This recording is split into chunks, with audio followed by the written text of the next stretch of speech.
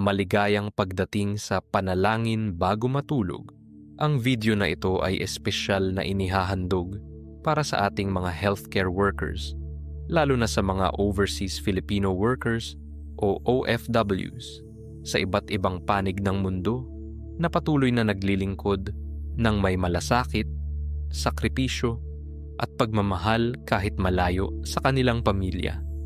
Para sa bawat doktor na nagtatrabaho ng mahahabang oras sa ospital, para sa bawat nurse na tahimik na nagdadala ng pagod at emosyonal na bigat habang nag-aalaga ng mga pasyente, para sa bawat caregiver na nag-aaruga ng matatanda habang namimiss ang sariling magulang sa Pilipinas, para sa bawat medical technologist, physical therapist, clinic assistant, midwife, hospital clerk, at healthcare worker na nakakaramdam ng pagod, lungkot, at pangungulila. Ang panalangin ito ay para sa iyo. May mga pagkakataon na ang buhay sa ibang bansa ay tila napakabigat.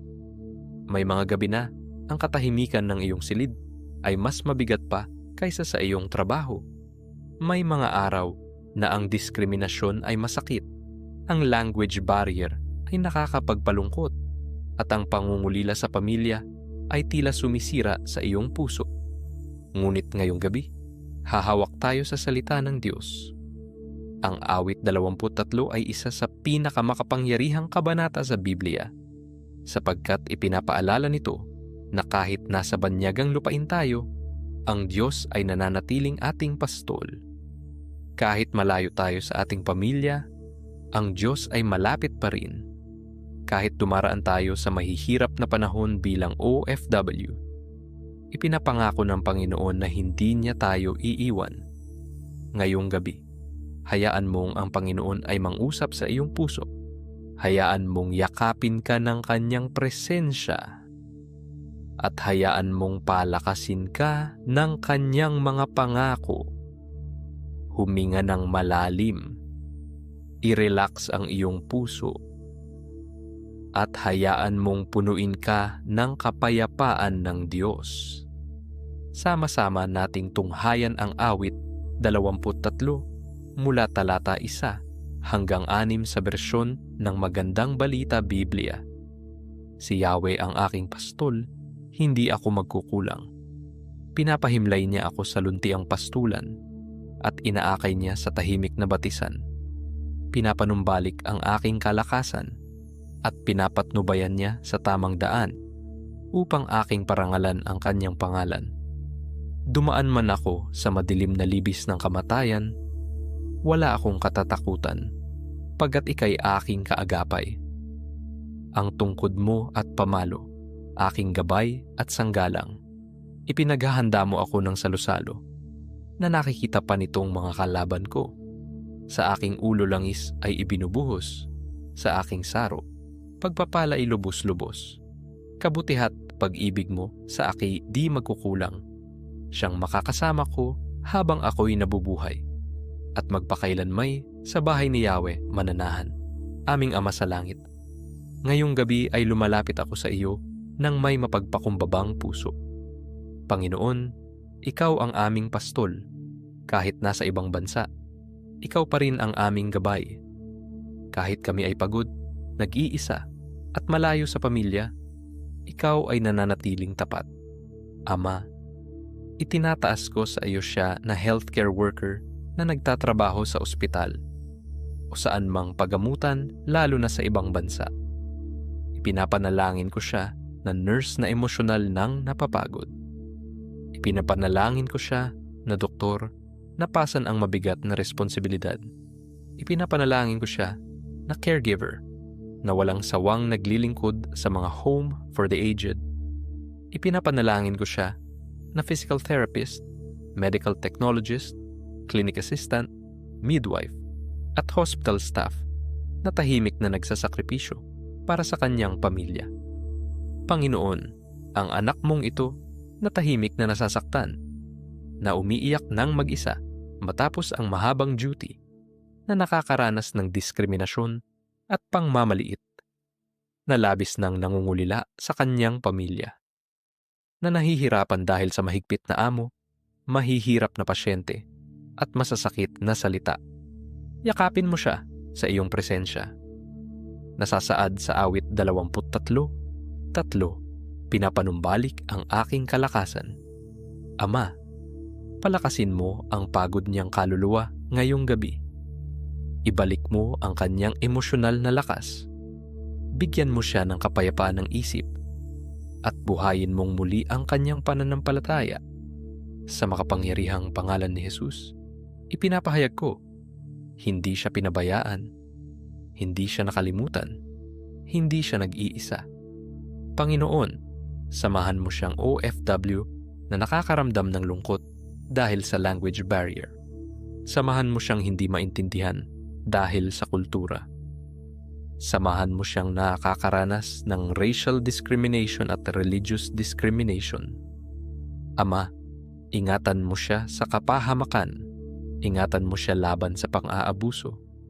Ingatan mo siya laban sa sakit. Ingatan mo siya laban sa depresyon at matinding pag-aalala. Kahit sa loob ng ospital, kahit sa night shift, kahit sa intensive care unit, kahit habang nag-aalaga ng matatanda, ang iyong mga anghel ay nakapaligid sa kaniya. Panginoon, hayaan mong mabuhay ang awit 23, talata 4 sa kaniyang puso ngayong gabi. 4. Dumaan man ako sa madilim na libis ng kamatayan, wala akong katatakutan, pagkat ika'y aking kaagapay.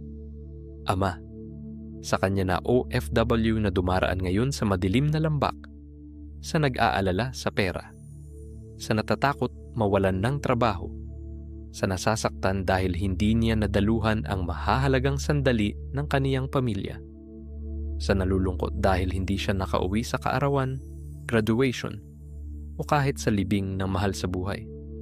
Panginoon, ipaalala mo sa kanya, kasama mo siya, kasama kanya sa bawat duty, kasama kanya sa bawat emergency, kasama kanya sa bawat tahimik na pagluha. Ama, pahiran mo ng bagong lakas ang iyong anak. Bigyan mo siya ng karunungan. Bigyan mo siya ng tapang. Bigyan mo siya ng banal na proteksyon. Walang armas na ginawa laban sa kanya ang magtatagumpay. Lahat ng masasamang plano laban sa kanya ay mabibigo sa pangalan ni Jesus. Panginoon, pagpalain mo ang gawain ng kanyang mga kamay. Magbukas ka ng pintuan para sa promosyon. Magbukas ka ng pintuan para sa financial breakthrough. Magbukas ka ng pintuan para sa pabor at bagong oportunidad. At Ama, naway hindi mawalan ng saysay ang kanyang sakripisyo sa ibang bansa. Naway maranasan ng kanyang pamilya ang iyong probisyon, kapayapaan, at restoration. Ngayon ay ipinapahayag ko, ang kanyang kopa ay aapaw. Ang iyong kabutihan at awa ay susunod sa kanya habang buhay. Sa pangalan ni Jesus. Amen. Kapatid kay Kristo, tanggapin mo ang panalangin ito ngayong gabi. Sinasabi ng Panginoon sa iyo, ako ang iyong pastol. Nakikita ko ang iyong mga sakripisyo. Nakikita ko ang iyong mga luha at hindi kita kinalimutan. Sa oras na ito, pinapalakas ng Diyos ang pusong nanghihina. Pinapagaling ng Diyos ang sugatang damdamin. Binubuhay muli ng Diyos ang wasak na espiritu. Maaaring mahina ka ngayon, ngunit ang langit ay nagpapadala ng bagong lakas sa iyong buhay. Maaaring nalulungkot ka ngayong gabi, ngunit ang Espiritu Santo ay yumayakap sa iyo. Maaaring pakiramdam mo ay hindi ka nakikita sa banyagang lupain, ngunit kilala ka ng Diyos. Sinasabi ng Panginoon, hindi ka mananatili sa lambak na ito magpakailanman. Sinasabi sa awit 23, naghahanda ka ng hapag sa harapan ko sa gitna ng aking mga kaaway. Ibig sabihin nito, kayang pagpalain ka ng Diyos kahit nasa mahirap kang sitwasyon. Kayang itaas ka ng Diyos kahit may diskriminasyon.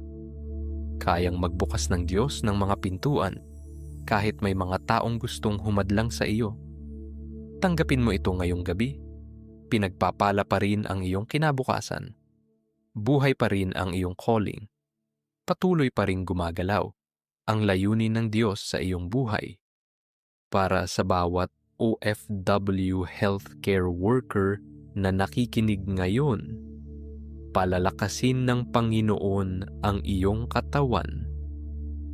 Palalakasin ng Panginoon ang iyong isip. Palalakasin ng Panginoon ang iyong pananampalataya. At darating ang araw na sasabihin mo, dinala ako ng Diyos sa pinakamahirap kong panahon sa ibang bansa. Tunay na ang kabutihan at awa ng Diyos ay susunod sa iyo. Hindi pa minsan-minsan. Hindi minsan lang, kundi araw-araw ng iyong buhay. Ikaw ay balot ng biyaya ng Diyos.